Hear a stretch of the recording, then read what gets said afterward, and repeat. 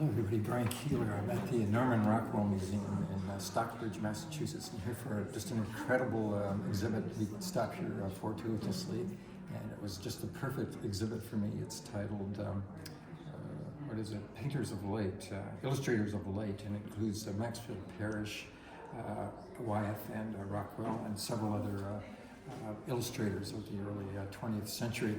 And I'm availing myself of this wonderful piece here, and you can see that I've been sketching here. And what I'm studying is the divisions of space and how it's so much of an homage to several paintings by Vermeer. And you can see that I've indicated these divisions. And this is probably the major vertical division. It's the extreme of light and dark here. And this is probably the major horizontal division here, and you can see this X here where I've determined where the eye level is, and there's this board on the table that the woman is at that indicates where the eye level is and the vanishing point. And these are the first things that I think about when I do any kind of painting is the divisions of space and where the eye level is and where the vanishing point is.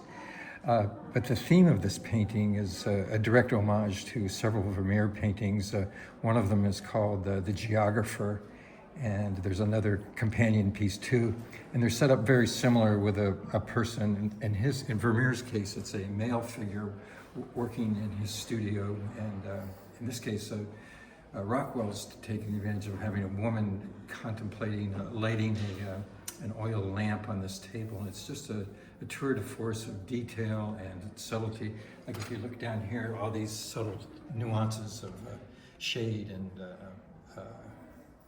light and shade in the shadows that we don't normally see on a quick glance. So that's some of the things that we can appreciate in this really masterful work. It's a beautiful painting of light and a domestic scene. So that's some of the things that I'm thinking about here as I'm sketching. But this, there's several related themes, and I'm just going to give you a quick tour of some of the paintings here, like these on the left, and it's related to Rockwell's youth as a choir boy. He says he was never really considered himself a musician, but you can tell that he had an interest in musical performances. There's some really wonderful ones over here too. This is just an exquisite painting of light with this lampshade as the central theme and two sweethearts here in the corner. And there's the title here.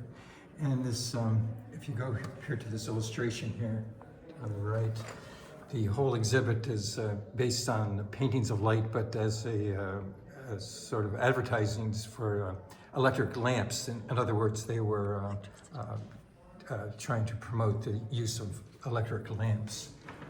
If you follow me over here, wonderful painting here, just all different kinds of light, and you can see why I'm interested in these because I've been doing nocturnes too. And also the last one that we looked at of the woman, I have a painting that was a very similar composition of the luthier. So if you look on my website, you'll see a painting of mine that is very similar in composition. And we're going to come over here to this perhaps main one right here. It's by an artist that I hadn't heard of before, or maybe Dean Cromwell, and it dates from 1940, and the title of it is Lighting of the First Incandescent Lamp.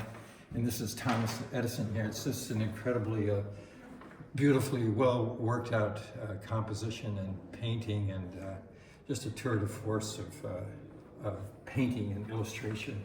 And we're going to switch gears here because we're going to come into this room, and it's very topical and important for our times. This might be one of my favorite paintings in the show, and it's called Freedom of Speech.